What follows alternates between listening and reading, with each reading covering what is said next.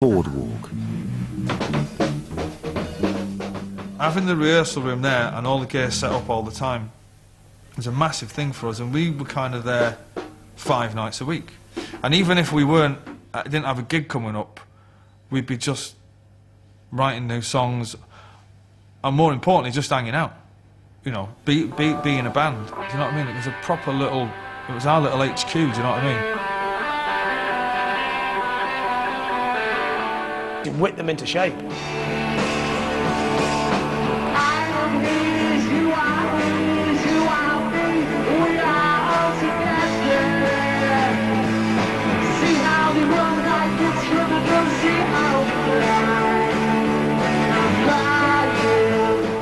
I'm the Walrus came about because we didn't have so many songs, right, when we were doing these gigs, and we had to play to earn the fucking 25 quid that you were going to get to put in the van to get home.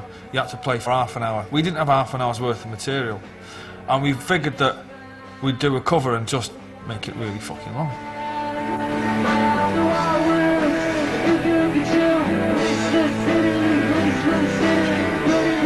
And then we just used to stretch it out until someone would go,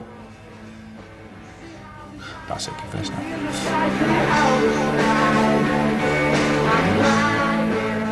And Peter would say to us, "What's that last tune?" And I'd be like, "I've just written that yesterday." "Fucking hell, that should be a single." I'd be like, "Shut up, you tit."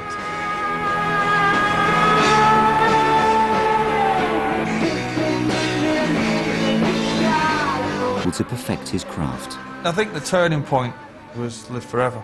And I wrote Live Forever one afternoon in a flat in Manchester, took it down to the rehearsal room that night. He said, "Well, I've got this song, really simple chords, you know, G, D, E minor, C," and it was Live Forever, and it's just, he sat and he played it. "What do you think?" And it was like, "Yeah, that's all right. Should we have a go at that one?" Maybe I don't really want to know how your garden grows, 'cause I just want to fly. And Bonehead's still convinced to this day that I'd not written that song. He was like, we played it and he was going, "That's not yours." And he was convinced he was going to find it on some obscure fucking Birds B-side or something. The ex-roadie from Burnage had written his first classic.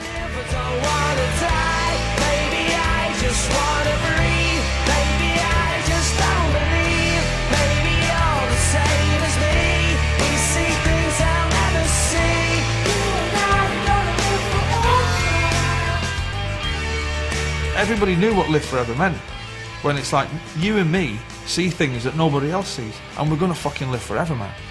You know, now, people get that.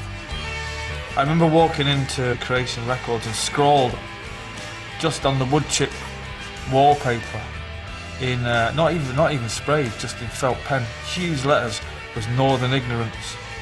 And that was in the reception. And I remember looking at that and going, "Just fucking give me the contract, man." I found my own. And moved to London. I was living with a girl at the time, and I said, "Well, I'm going to London, and are you coming?" And she said, "Well, I've got a job." And I said, "Well, I'm out of here." And I went initially for the weekend and never went back. In fact, I didn't even take any of my stuff. I think I brought me guitar and maybe an old haul full of clothes, and that was it. I left everything and went and just turned up, and I've never been back since. It's fucking brilliant.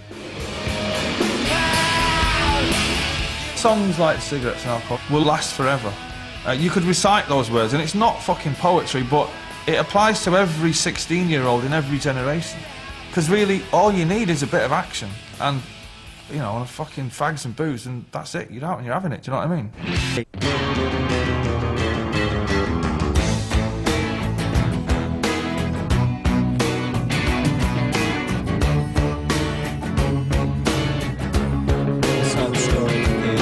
City dweller, successful fella, thought to himself, upside, got a lot of money. Damon, bless him.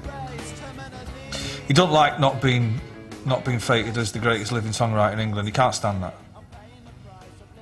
And of course, he wasn't at the time, and I was.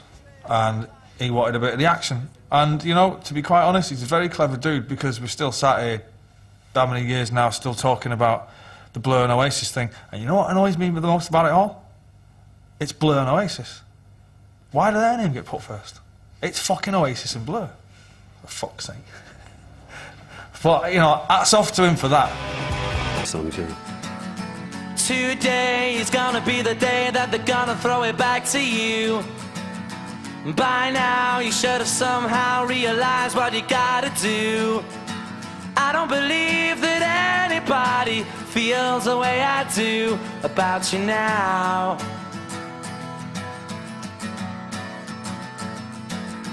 Backbeat, the word is on the street that the fire in your heart is out. I'm sure you've heard it all before, but you never really had a doubt. I don't believe that anybody feels the way I do about you now. And I don't know why that song kind of took on a life of its own. You'd have to ask somebody that likes it. It wasn't called Wonderwall for a fucking long time. It was called something appalling, like Wishing Stone or something fucking stupid. And there it was, the George Harrison film. Brilliant. What's a Wonderwall? Who cares? Sounds great. Anybody feels the way I do about you now. And then 6 months later, the other Damon and all that lot are saying, well, it's just really fucking hard, man, you know what I mean? So I've got people shouting at me in the streets, and everywhere I go into a pub, someone puts an Oasis. Well, that's what it fucking is, man. You know, that's how fucking hot it is in the kitchen. Those Nancy boys all got a bit fucking freaked out by Fame, didn't they? You know, went Priory and rehab and fucking all got psychiatrists and all that. Our kid went straight back to the bar, you know. We were just fucking having it. What's the God? It was decided that we were going to do it, and then it was like, right, well, if we're going to do it, we're going to do it properly. It's going to be all day. It's going to be a festival. It's going to be a fairground, and we're going to get the best bands that there is around at the minute. Do it fucking properly. Not just print a load of tickets and hope everybody turns up. It was to make it an event and to make a statement. I had a set of amplifiers that when we fucking played the gig, it was officially louder than a rocket. A rocket, when it takes off, is 104 dB, right? I had a fucking amp rig that was 108, right? This is only 3 years after fucking being in the boardwalk. 3 years. That's how fucking mad it had got. How many special people change? How many lives are living strange? Where were you while we were getting high? Slowly walking down the hall, faster than a cannonball. Where were you?